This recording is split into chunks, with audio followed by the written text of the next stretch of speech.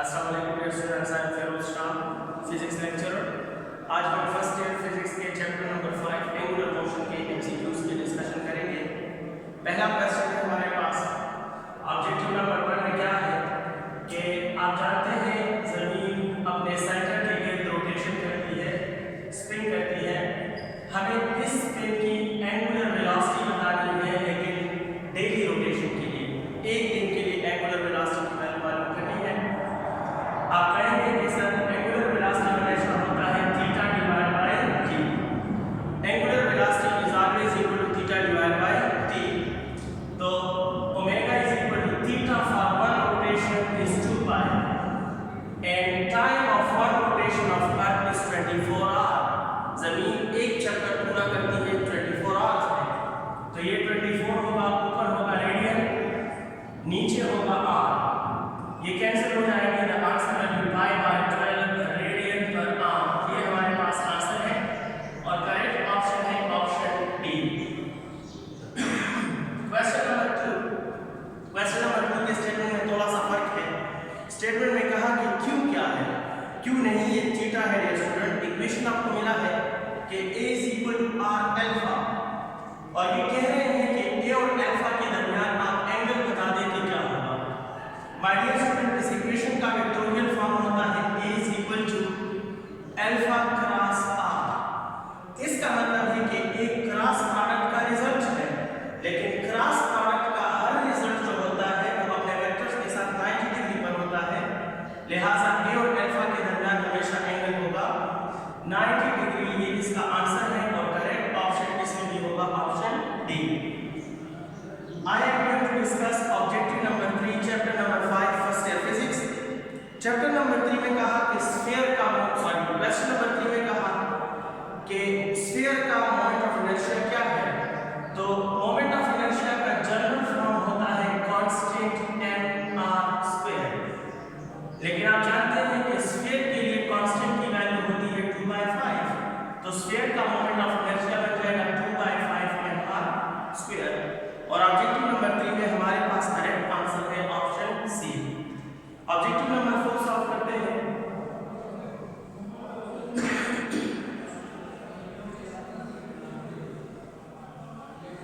Question number 4 या objective number 4, इसमें क्या है, ये कह रहे हैं कि एक पार्टिकल पर परपेंडिकुलर फोर्स लग रहा है, कांस्टेंट परपेंडिकुलर फोर्स लग रहा है। तो बताओ इस पार्टिकल के बारे में कौन सी बात सही है। अब और से देखिए, एक सर्कुलर मोशन कंसीडर करें। तो देखो इसमें वेलोसिटी इस तरफ है, फोर्स सेंटर की तरफ, वेलोसिटी इस तरफ, फोर्स सेंटर की तरफ, वेलोसिटी इस तरफ, फोर्स सेंटर की तरफ, वेलोसिटी इस तरफ, तो फोर्स सेंटर की तरफ। ये एग्जांपल आपको ये बता रहा है, या इससे हम ये क्लियर कर रहे हैं कि जब भी फोर्स वेलोसिटी के साथ परपेंडिकुलर होगा तो उसका रिजल्ट ये आएगा कि वो बॉडी जो है वो सर्कुलर पाथ पे मोशन करेगा, सर्कुलर पाथ पे वो मोशन करेगा। परपेंडिकुलर फोर्स टू वेलोसिटी देखो 90 90 90 90। जब भी वेलोसिटी के साथ फोर्स परपेंडिकुलर होगा तो पार्टिकल का मोशन अलोंग द सर्कल होगा। पहला ऑप्शन है कि मोमेंटम कांस्टेंट है, गलत है। फोर्स की मौजूदगी में मोमेंटम कभी कांस्टेंट नहीं हो सकता। वेलोसिटी कांस्टेंट है, फोर्स की मौजूदगी में वेलोसिटी भी कभी भी कांस्टेंट नहीं हो सकती। It moves in a circular path, यही बात की है, तो करेक्ट ऑप्शन होगा option C. I am discussing question number 5, और क्वेश्चन नंबर 5 है कि एक बॉडी है सर्कुलर पाथ में मोशन कर रही है, लेकिन इसका स्पीड कांस्टेंट है।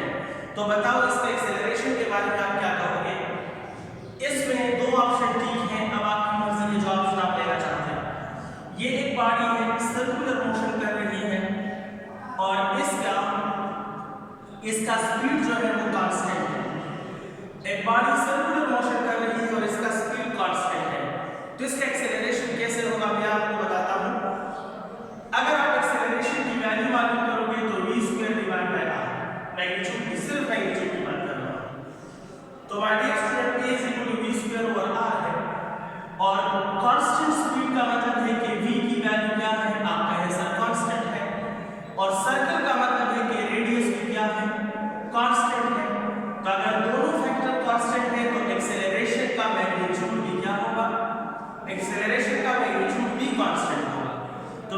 मैग्नीट्यूड की बात है तो कांस्टेंट, लेकिन अगर डायरेक्शन की बात कंसीडर करें तो आप जानते हैं कि डायरेक्शन इज टुवर्ड्स सेंटर। जब ये बॉडी सर्कुलेट करेगी, बॉडी इधर है तो सेंट्रीपिटल एक्सेलरेशन का डायरेक्शन इस तरफ है, बेशक सेंटर की तरफ है लेकिन इसका डायरेक्शन लेफ्ट है। अब जब बॉडी इधर आएगी तो सेंट्रीपिटल एक्सेलरेशन का डायरेक्शन ये हो जाएगा, बेशक सेंटर की तरफ है लेकिन ये क्या है, राइट है। इधर से एक्सेलरेशन का डायरेक्शन डाउन होगा, इधर अपवर्ड होगा। तो डायरेक्शन अगर सेंटर ले रहे हो तो फिर तो कांस्टेंट, लेकिन अगर आप left right up and down देखो तो फिर डायरेक्शन बदलता है, और डायरेक्शन बदलता है तो फिर एक्सेलरेशन कांस्टेंट नहीं होता। एनीहाउ यूनिफॉर्म सर्कुलर मोशन के बेसिस पर आई विल प्रेफर कि आप कांस्टेंट एक्सेलरेशन कंसीडर करें तो ज़्यादा बेहतर है। तो मैं प्रेफर करता हूँ ऑप्शन ए के लिए, लेकिन मैंने क्वेश्चन में थोड़ी सी डिफिशिएंसी आपको बता दी कि अगर क्वेश्चन में एम्पलीट्यूड का होता, मैग्नीट्यूड का होता तो कांस्टेंट, अगर डायरेक्शन की बात करोगे तो फिर वो कांस्टेंट हो भी सकता है, नहीं भी। अगर टुवर्ड्स सेंटर से ले रहे हो तो कांस्टेंट, और अगर राइट लेफ्ट अप डाउन से ले रहे हो तो फिर कांस्टेंट नहीं है।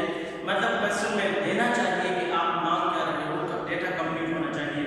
अगर नहीं है तो इस केस में आप मैग्नीट्यूड कंसीडर करें and the bodies acceleration is constant. Option A ज्यादा बेहतर है। उम्मीद है आप समझ गए होंगे। Let me entertain question number 6 of chapter number 5। इसमें है कि astronaut appear weightless in space because astronauts satellite में या स्पेस में वेटलेस फील करते हैं। वेटलेस में होते हैं क्यों, वजह क्या है? There is no gravity in space, सवाल ही पैदा नहीं होता, क्योंकि सैटेलाइट ग्रेविटेशनल फील्ड के अंदर होता है, स्पेस स्टेशन ग्रेविटेशनल फील्ड के अंदर होता है, तो वहां ग्रेविटी जरूर होती है, ये ऑप्शन गलत है। There is no floor pushing upwards on them, floor नहीं है, फर्श नहीं, दीवार नहीं, हर सैटेलाइट का स्पेस स्टेशन का सरफेस होता है, फ्लोर होता है। सैटेलाइट इज फ्री फॉल, याद रखें सैटेलाइट जब जमीन के इर्द रिवॉल्यूशन करता है तो it act like a free falling object. तो क्वेश्चन नंबर 6 में आप लिख सकते हैं satellite is like a free falling object, और फ्री फॉलिंग ऑब्जेक्ट में लोगों को अपैरेंट वेट महसूस नहीं होता या अपैरेंट वेट 0 होता है, दैट्स व्हाई ऑप्शन सी सही है क्वेश्चन नंबर 6 में। 7 को देखिए, which one is constant for a satellite. Question number 7 है कि ये जमीन है, ये हमारी जमीन है, इसके इर्द गिर्द सैटेलाइट्स रोटेट कर रहे हैं, तो सैटेलाइट के लिए कौन सी चीज कांस्टेंट है? मैं एक एक ऑप्शन का रीजन ठीक या गलत का बताता हूं।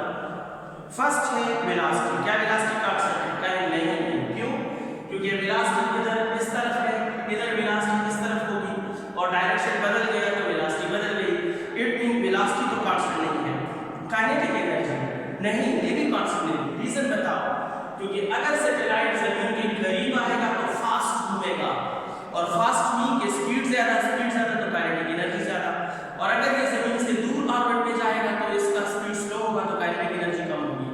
और आसान बात करूं कि काइनेटिक एनर्जी ऑर्बिट के रेडियस पे डिपेंड करता है, अगर रेडियस डिक्रीज होता है तो काइनेटिक एनर्जी इंक्रीज होती है, और अगर रेडियस इंक्रीज होता है काइनेटिक एनर्जी डिक्रीज होती है, तो ये भी कांस्टेंट नहीं है सैटेलाइट के लिए।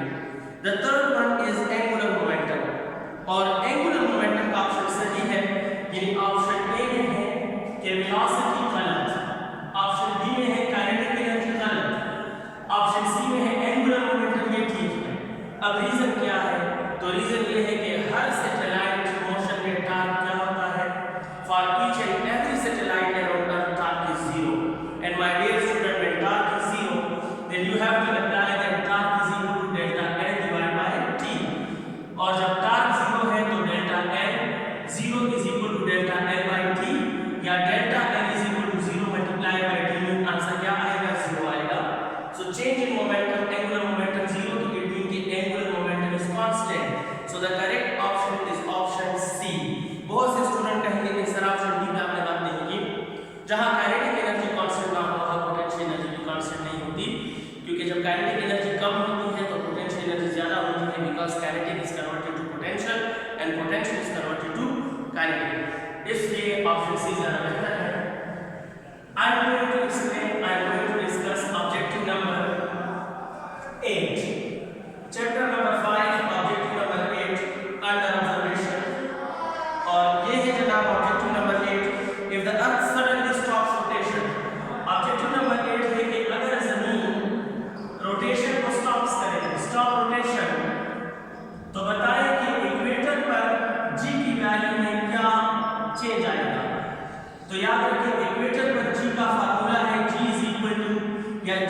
Equator is equal to g minus r omega square. ये इक्वेशन एफएससी का नहीं है लेकिन एमसीक्यू का टेस्ट सिस्टम है तो आ गया यहाँ से, वहां से आया है, but solution lies in this equation. Equator पर जी की value arm ji 9.8 minus r radius of earth and omega square the spin speed of earth, the spin speed of angular speed of earth। My dear student, जब जमीन rotation stop करेगी, जब जमीन rotation करती है, गौर से देखें, जब तक जमीन रोटेशन करती है तब तक ओमेगा इज नॉन जीरो। अगर ये जीरो नहीं है तो ये पूरा फैक्टर नॉन जीरो है, और जब ये नॉन जीरो है तो इक्वेटर पर जो जी होगा वो 9.8 से कुछ ना कुछ माइनस होगा, यानी नॉन जीरो की कुछ वैल्यू, तो 9.8 से कुछ वैल्यू माइनस करोगे तो answer will be less than G होगा। लेकिन जैसे ही जमीन रोटेशन स्टॉप करे, G on equator is G minus, अगर जमीन रोटेशन स्टॉप करे तो स्टॉप का मतलब है ओमेगा जीरो, ओमेगा जीरो तो ये term zero it mean it equal to G, तो पहले लेस देन जी था, अब जी हो गया, इट मीन कि जी की वैल्यू क्या हो गई, increases. So the value of g increases when earth stops rotation and option C is correct। Question number 8 में हमारे पास करेक्ट ऑप्शन है option C। Let me proceed towards question number 9। Question number 9 की discussion आपके लिए, और ये क्या है, if solid sphere and solid cylinder of same mass and same density rotate about their own axis, किसका मोमेंट ऑफ इनर्शिया ग्रेटर होगा। तो 9 नंबर क्वेश्चन में जनाब आप जानते हैं कि स्फीयर का मोमेंट ऑफ इनर्शिया होता है 2/5 m² और सिलेंडर का मोमेंट ऑफ इनर्शिया होता है हाफ m²। अगर आप देखें तो 2/5 जो है वो कम है और 1/2 जो है वो ज्यादा है, तो सिलेंडर का मोमेंट ऑफ इनर्शिया क्या होगा, ग्रेटर होगा। For solid cylinder the moment of inertia will be greater. इसमें ऑप्शन सी और ऑप्शन डी गलत प्रिंट हुए हैं, किसी और क्वेश्चन के ऑप्शन इन्होंने यहाँ पेस्ट किए हैं, और ए और बी में आपने डिसीजन करना है कि सॉलिड स्फीयर का मोमेंट ऑफ इनर्शिया ज्यादा है या सिलेंडर का। तो हमने डिस्कस किया कि सॉलिड सिलेंडर का मोमेंट ऑफ इनर्शिया ज्यादा है, तो correct option is option B. I am discussing question number 10 chapter number 5। Gravitational force exerted on astronaut on earth surface is 650 newton, ठीक है। when she is in the international space station the gravitational force on her is, देखिए अगर आप apparent weight की बात करोगे तो exactly 0, अगर apparent weight की बात करोगे तो exactly 0, अगर real weight की बात करोगे हमारे स्टूडेंट्स तो real weight जैसे जैसे आप जमीन के सेंटर से दूर जाते हो तो real weight decreases। तो इसके दो ऑप्शन है, फिर एम्बिग्यूटी है क्योंकि स्टेटमेंट करेक्ट नहीं है। अगर आप कहें कि the force appeared on her तो मैं कहता 0, apparent weight की बात कर रहे हो, और अगर आप कहते हो the force acting on her it mean आप real की बात कर रहे हो। तो रियल के लिए मैं प्रेफर करूंगा कि you have to select smaller, see smaller, 650 से कम होगा क्योंकि जमीन के सरफेस पर उनका वजन 650 है। जब वो स्पेस स्टेशन में जाएगी इतना दूर जाएगी तो जमीन का अट्रैक्शन कम हो जाएगा, रियल अट्रैक्शन 650 से कम होगा। लेकिन अगर आप एपरेंट की बात कर रहे हो तो स्पेस स्टेशन में एंड सैटेलाइट्स में एपरेंट वेट हमेशा 0, तो फिर एग्जैक्टली 0 होगा। अब फिर वही दो क्वेश्चन है, दो ऑप्शन है, सॉरी एग्जैक्टली 0 भी बनता है और स्मॉलर भी बनता है क्योंकि स्टेटमेंट में कंफ्यूजन है, स्टेटमेंट में क्लियरिटी नहीं है। Anyhow I will prefer that you can choose smaller. मैं कहूंगा कि as in space station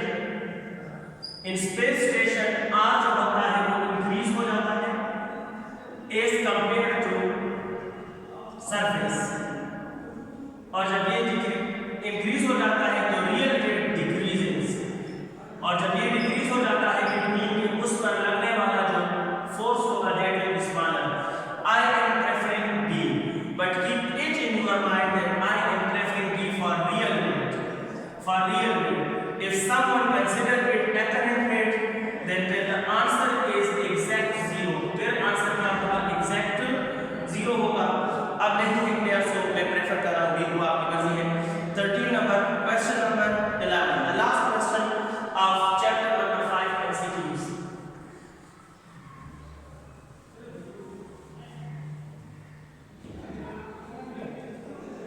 objective number 11 last question. एक सॉलिड सिलेंडर है जिसका मास m है और रेडियस r है, वो प्लैनेट पर रोल डाउन कर रहा है, उसके रोटेशनल काइनेटिक एनर्जी और टोटल काइनेटिक एनर्जी का इसमें भी ऑप्शन सी मिस प्रिंट है, प्रिंट ही नहीं हुआ, और सी भी ठीक है। 1/3 आई लिख आता है इससे मैं सॉल्व कर रहा हूँ 1/3 या 1/4 सॉल्व करता हूँ। ये लोग कह रहे हैं कि फर्स्ट अब ये एक इंक्लाइन प्लेन है और इस इंक्लाइन प्लेन पर एक सॉलिड सिलेंडर रोल करके नीचे आ रहा है, तो इसकी रोटेशनल काइनेटिक एनर्जी और इसके टोटल काइनेटिक एनर्जी का रेशो मालूम करते हैं। तो मैं कहूंगा जनाब rotational kinetic energy divide by total kinetic energy is equal to, मैं इधर सॉल्व कर रहा हूं, रोटेशन होती है हाफ आई ओमेगा स्क्वायर और टोटल होती है half m v square plus half I omega square, यानी ट्रांसलेशनल काइनेटिक एनर्जी और रोटेशनल काइनेटिक एनर्जी का सम टोटल काइनेटिक एनर्जी के बराबर होता है। Late me solve please. My dear student, the next step is half की जगह half और हाफ आई की जगह हम लिख सकते हैं half mr square because it is cylinder, cylinder का moment of inertia half mr square है और ओमेगा स्क्वायर के लिए रिप्लेस बाय v स्क्वायर और r स्क्वायर डिवाइडेड बाय, इधर से 1/2 कॉमन लेंगे तो अच्छा रहेगा, हमारी कैलकुलेशन आसान हो जाएगी, बच जाएगा mv स्क्वायर, आप समझ रहे हैं, प्लस इधर ये 1/2 कॉमन लेंगे, मोमेंट ऑफ इनर्शिया का 1/2 इधर आ जाएगा और mr स्क्वायर और ओमेगा स्क्वायर की जगह v square over r square. आप देखिए 1/2 कैंसिल हो जाते हैं, हमारे पास कैंसिल है r स्क्वायर और r स्क्वायर कैंसिल, ऊपर है हाफ m v स्क्वायर, नीचे रह गया जनाब m v square plus half ये r स्क्वायर कैंसिल तो हाफ m v स्क्वायर। कुछ स्टूडेंट इनको कैंसिल कर देंगे लेकिन जब तक एडिशन है तब तक ये कैंसिल नहीं होते, m v स्क्वायर कॉमन ले लीजिएगा तो ऊपर है हाफ m v स्क्वायर, नीचे आप m v स्क्वायर को कॉमन ले लें तो आपको मिलेगा 1 + 1/2 m v square cancel, the result is half divided by 1 + 1/2 is 3/2, the result is ये 3/2 बनेगा और अगर माय डियर स्टूडेंट ये बनता है 3/2 तो नेक्स्ट देखिए क्या होता है, 3/2 बनता है 1 + हाफ, इसको सॉल्व करें प्लीज, 2/1 तो 2 1s are 2 + 1 यही है, तो 1/2 की जगह पर और इससे बनता है मल्टीप्लाई बाय